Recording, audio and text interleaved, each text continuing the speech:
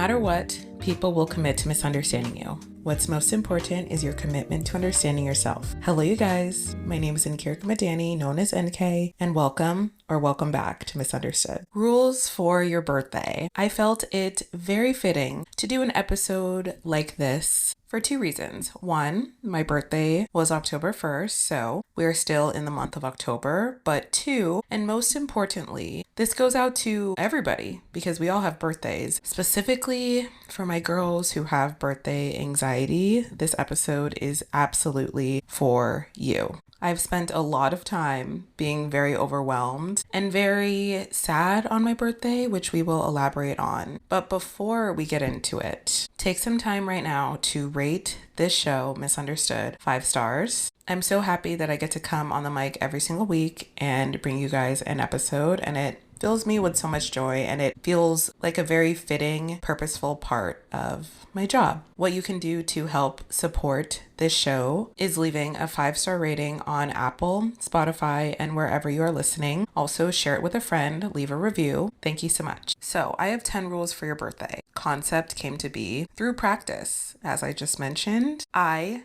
just had my birthday, just turned 31, and one, I do not feel 31, but two, I spent my birthday exactly how I wanted to, and I want to detail how I spent my birthday through the rules I am about to lay out for you guys. I have spent so many birthdays in tears because I let other people dictate how I felt on my birthday, rather than prioritizing my own feelings. So I took back my power this year, and I became very, very intentional on immersing myself in happy spaces, a happy bubble, as I like to say, for my actual birthday, my literal born day. I'm not saying to shut yourself off from the world on your birthday if you don't want to. If you want to, do it because it's your birthday and you can do what you want. But what I'm saying is there are many ways to integrate your friends, your family, whoever you want for your birthday festivities. But from experience, from lived and learned experience, I am speaking to my actual birthday. And hey, not everyone cares about their birthday, but this episode is for the people who care about their birthday. And no, you're not asking for too much for caring about your birthday. And here's the thing, a lot of people, unfortunately,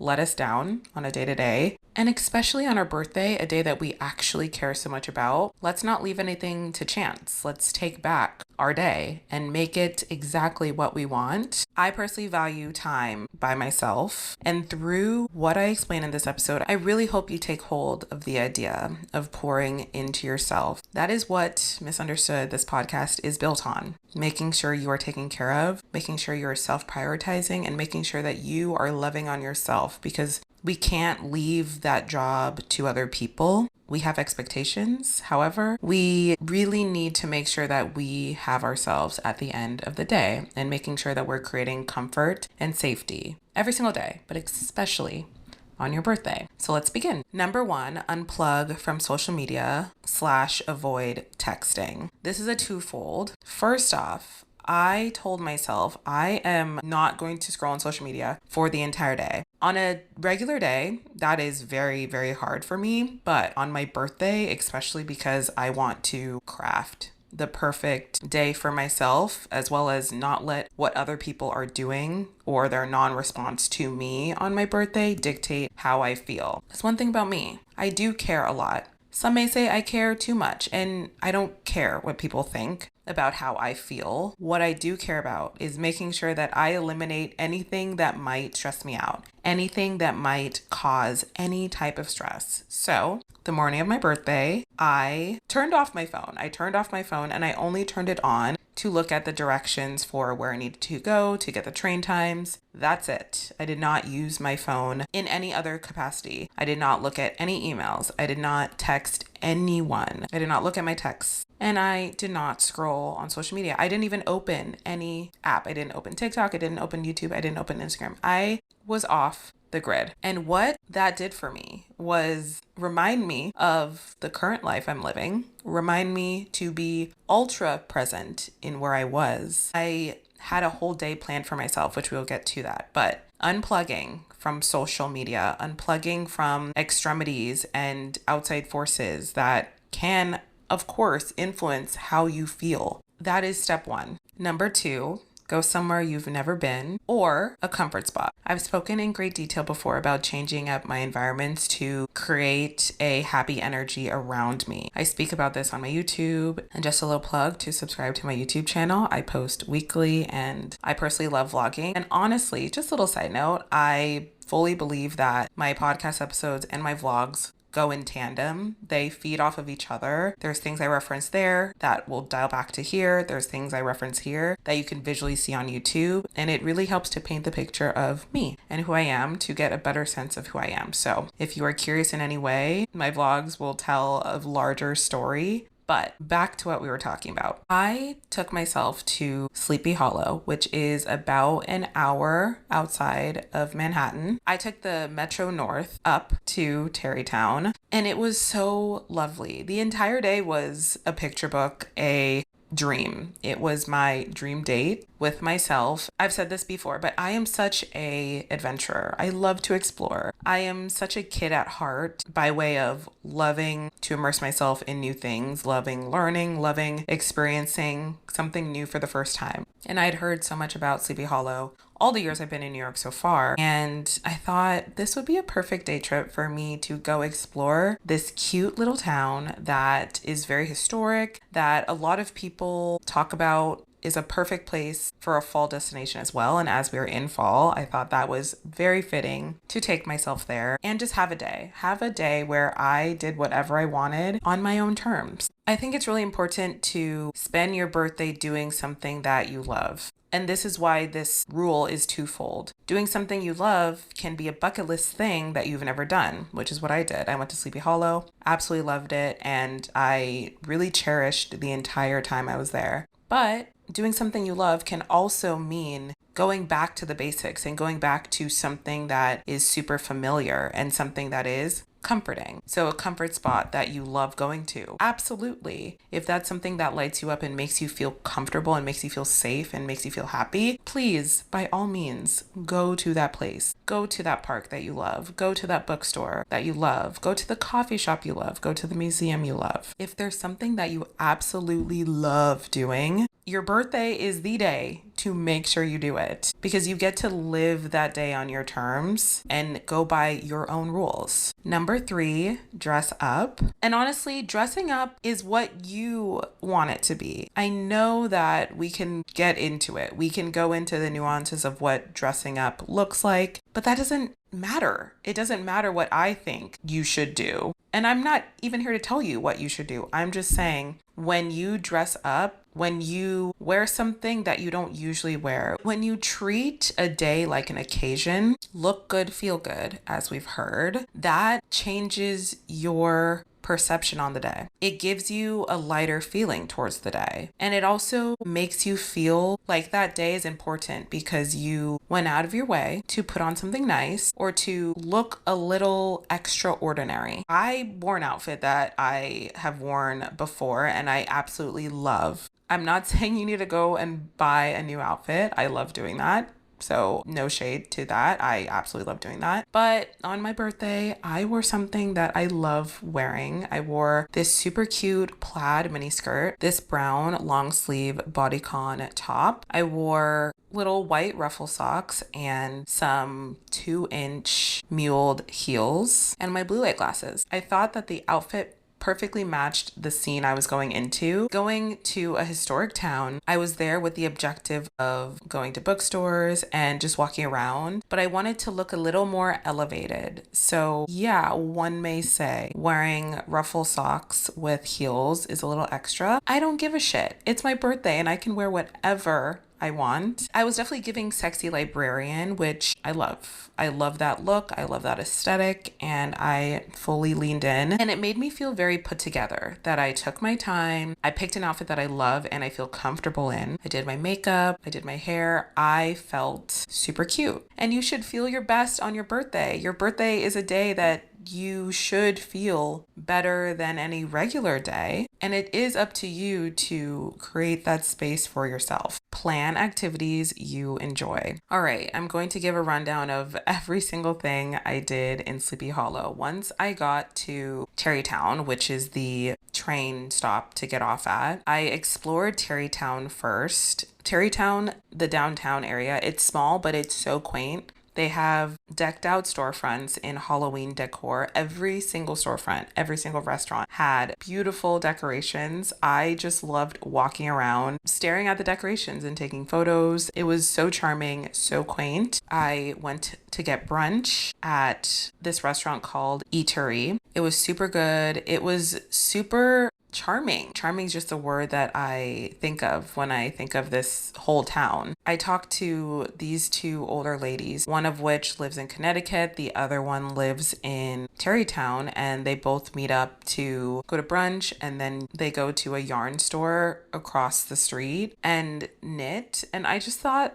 that was the cutest thing ever. I went to go grab matcha at this coffee shop called Coffee Labs. I went to the library. It's called Warner Library. It is gorgeous. It's a 3-level library. I had so much fun in there just browsing all of my favorite authors. I went to 2 different bookstores, the Sleepy Hollow Bookshop and then Transom Bookshop. One of them is in Sleepy Hollow and the other one is in Terrytown. I went to the park. It's called Patriots Park, and I read my book. I decided to get a birthday book in Sleepy Hollow. That was my whole objective, is to get a book I absolutely love and read it in the town, which was such a fun core memory. I watched the sunset. I had a very cozy birthday dinner at Horse Feather. This restaurant is gorgeous. It is the most decked out, beautiful, curated restaurant ever. And it's just very dimly lit, very cozy. It's so cozy. If you ever go there, that is the word I know that you will think of. It is amazing. Really good food. I had a booth. I was reading my book. I had a very large glass of wine. I swear my waiter gave me 2 glasses of wine in one wine glass. The waiter also asked me what I was doing in Sleepy Hollow because I told him I just took a day trip. I told him it was my birthday, and literally 2 minutes later, the entire staff brings me a birthday dessert with a candle and they sing me happy birthday. And it was honestly the sweetest thing anyone could have done. It was simple but sweet and very thoughtful. And again, another core memory for my special day. And then I took the train back home in the evening. Everything I just detailed is something I enjoy. I enjoy having a nice dinner. I enjoy reading books. I enjoy going to the park. I enjoy matcha. I enjoy just roaming around with no true agenda and discovering new things. So essentially, I planned an entire day of things that I love. And on your birthday, that is absolutely what you should be doing. You get to decide how you want to spend it. And it's really important to lean into what you love. It's not about what he loves. It's not about what she loves. No one gets to say it is your day. Number 5, no happy birthday, no friendship. We're taking a little bit of a hard pivot, but this rule is important to me, and I really needed to get this message out, especially on this episode. This is a 2-layer rule. The first layer, if you blatantly see or know it's my birthday and you do not reach out, then we are not friends. People know exactly what they're doing. Believe them the first time. Unfortunately, I can tell you guys a few stories, but the most prominent story that I will share for this layer of this rule, there's this girl, I met her earlier this year and she reached out to me off TikTok. I posted a few videos earlier this year about making friends in New York and how that has been such a struggle, and me putting myself out there and people saying they want friendships and they flake or they were disingenuous the entire time. I made this whole series about it. She reaches out. She seems very intentional at first. We hung out actually a handful of times and I considered her a friend because she came through in a lot of ways, and also we had spent a good amount of time together over the course of time. We're also friends on Instagram, and as you guys know, stories are a thing, Instagram stories. So she would always be watching my stories, always, always, always. And actually, before we get into that, I remember messaging her, let's say it was 3 months ago at this point. I remember sending her a text saying, hey, I hope you're doing well. I would love to hang out. Here's the other thing. With her, it had seemed like every single time we would hang out is because I initiated the hangout. I was one who reached out and tried to plan things. So that was already something I was thinking about throughout our friendship thus far. I had reached out 3 months ago saying, hey, I would love to see you. I hope you're well. She said, yeah, I'm traveling, but I'll let you know when I'm back in the city. So now going to Instagram stories. Instagram stories are very telling. Those are the more real-time indicators of what people are doing and where they are. So by her stories, she had been in New York for then a month. I'm very observant. I will see something and I'm not going to press the issue. I know that I reached out. It's not my job to reach out again, so I just let it be. So I saw that she was in New York and she had been in New York. Great. She had been watching all my stories. I mean, I've been in New York the entire time, meeting new friends, being social. Great. When it comes to my birthday, this is not the actual day because, like I said, I was off social media. But the very next day, I had a gathering with a few people. A few of my friends posted a story tagging me, so I just reposted them. A ton of people responded to my story, wishing me happy birthday, which is a very nice thing to do. But I saw that she watched every single one of my stories, didn't say a thing. And then also I posted my yearly birthday post. Birthday posts and photo dumps are the only thing I post on Instagram at this point because I'm just not a fan of Instagram. That's not a secret. I've said that in many ways on many platforms, but my yearly post on Instagram for my birthday, posted it naturally. A ton of people commented on the post saying happy birthday, wishing me well. Normal, right? She also didn't like the post, didn't message me or anything. People know exactly what they're doing. It's not my job to understand why she didn't message me. It's not. I am over it. I'm just detailing this story because I know that so many people have been in this exact situation where someone who you think is your friend is not. And it takes revelations such as this to see that they are not actually your friend. They were there for a season of your life, no matter how long or how short, but they are not actually your friend at the end of the day. Something about your birthday, that is when you will really see who your friends are. I do believe that. Now, layer 2 of this rule. If you have my number and you only wish me happy birthday via social media, then we are not close enough to continue a deeper friendship. Listen to me very, very closely. It is a nice thing to wish someone happy birthday. I wish people happy birthday. If I'm at a restaurant and someone gets sang to happy birthday next to me, I will literally just turn and say happy birthday because that is a nice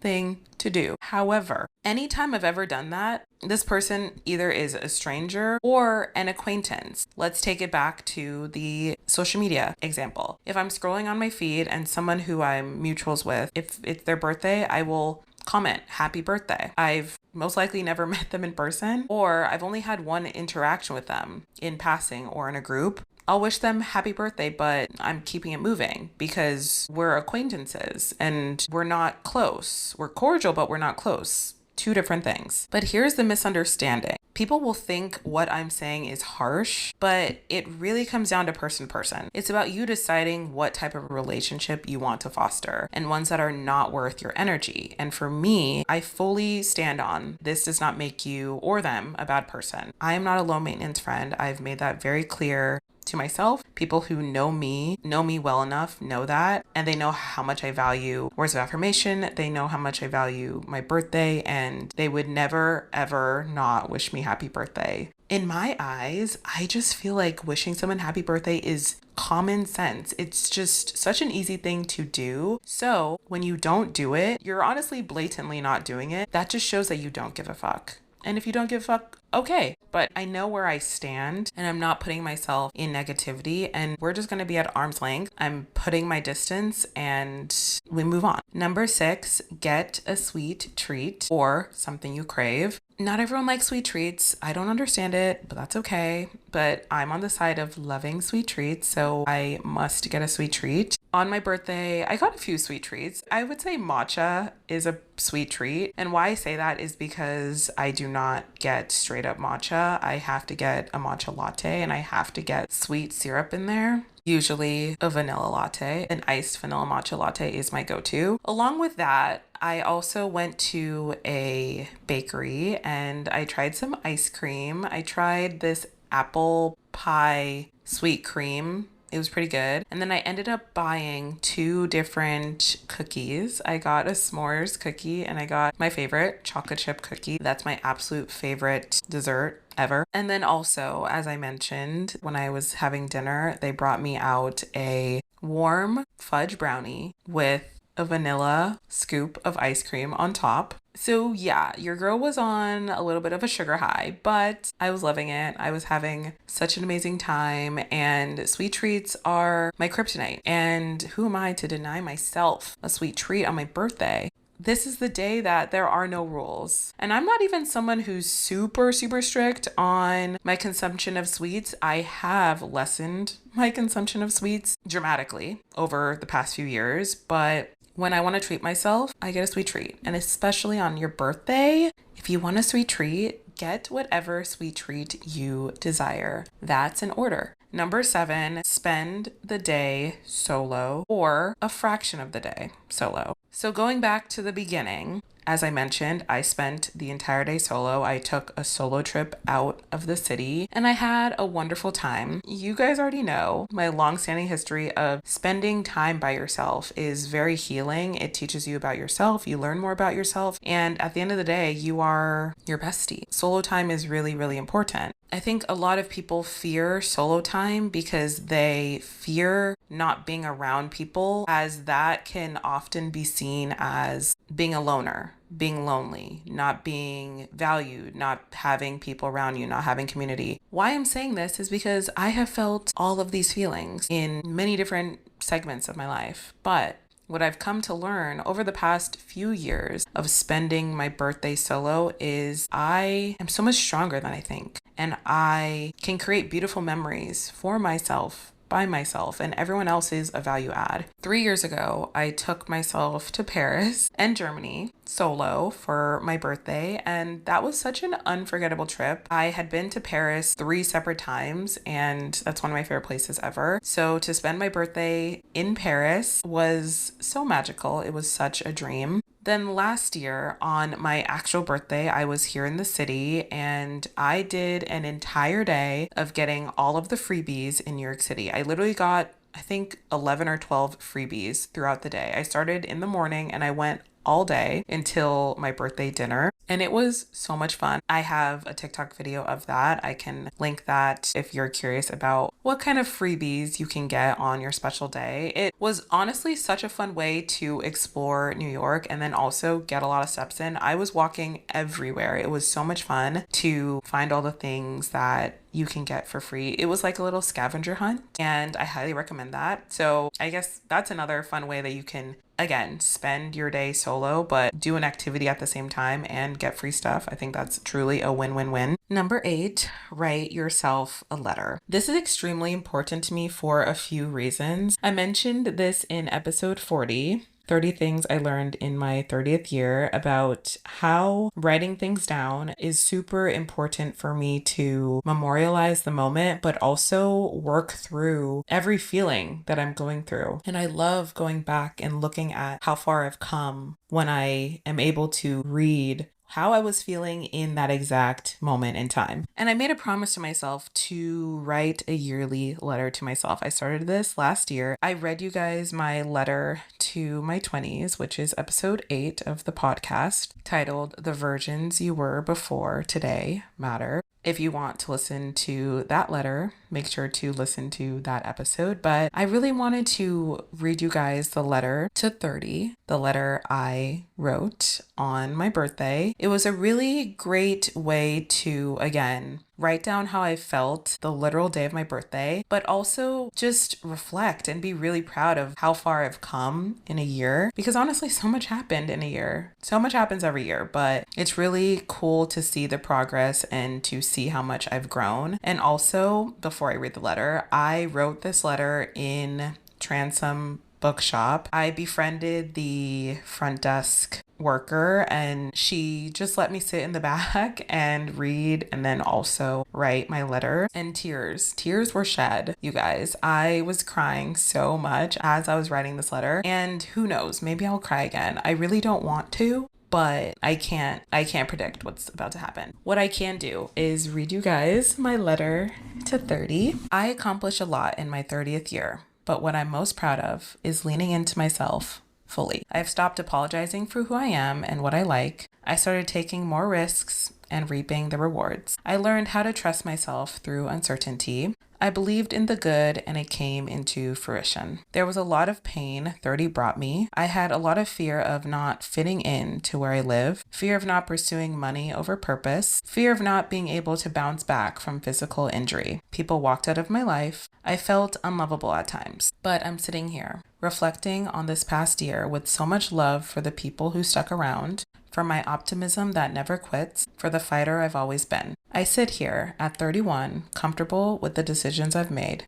proud of the ability to pivot when I feel stuck, and the admiration for my beautiful spirit. May it never fade. May it continue to shine bright. May I continue to shoot for the moon and be comforted that not only are my efforts going to good use, I am inspiring, uplifting, and encouraging others to do the same. Cheers to another year around the sun. Thankful for the lessons, thankful for my health, thankful for my ability to be strong, even when I know I don't have to be all the time. My vulnerability is a superpower. It transcends beyond the surface to touch others in the way it needs to. I will always be proud of that. And for the woman I've become. XOXO NK. I read it without crying. I'm so proud. That's my letter. That is my letter to 30. It was such a great encapsulation of everything my 30th year brought me. A lot of revelations, a lot of pain, but a lot of growth and self-discovery most of all. I highly encourage everyone to spend some time taking stock of how you feel on your birthday. And I also encourage you to make that a tradition as well, to write a yearly letter to yourself. It's also something that you can share with others if you choose to, but you can obviously keep that to yourself if that is what you choose. It's something that has brought me a lot of peace to detail exactly how I feel every single year. Number 9, don't rush yourself. Again, it's your birthday. You get to go at your cadence, your frequency, and you get to do things on your terms. If you want to go to an antique store for 3 hours, do it. If you want to sit at a coffee shop all day,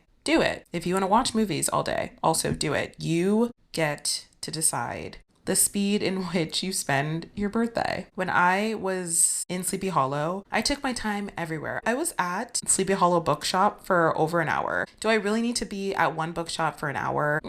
Debatable, but I didn't want to rush. I wanted to look at every single author. I wanted to read every single title and every single synopsis. And I wanted to debate with myself what book I wanted to get before I pulled the trigger and bought my birthday book. That is just one example, but throughout the entire day, I felt myself just so lackadaisical, so calm, so at peace. It is because I did not rush myself. I sat in the library for an hour reading. I sat in the park. I took my time all day. And one thing you'll realize is when you take your time, when you take very intentional time for yourself, you're ultra present and you'll never forget those moments. If you rush, you'll forget something. If you rush, you won't really lean into the moment as it's happening. I've learned that from many past experiences. So I'm so happy that my birthday was spent at the cadence that I chose. No one dictated how quickly I did anything. It's just such a beautiful memory that now I have. So please, please don't rush on your birthday. Don't rush getting ready. Don't rush eating. Don't rush exploring. It is your day and take it at your pace. And number 10, remember that you are your home.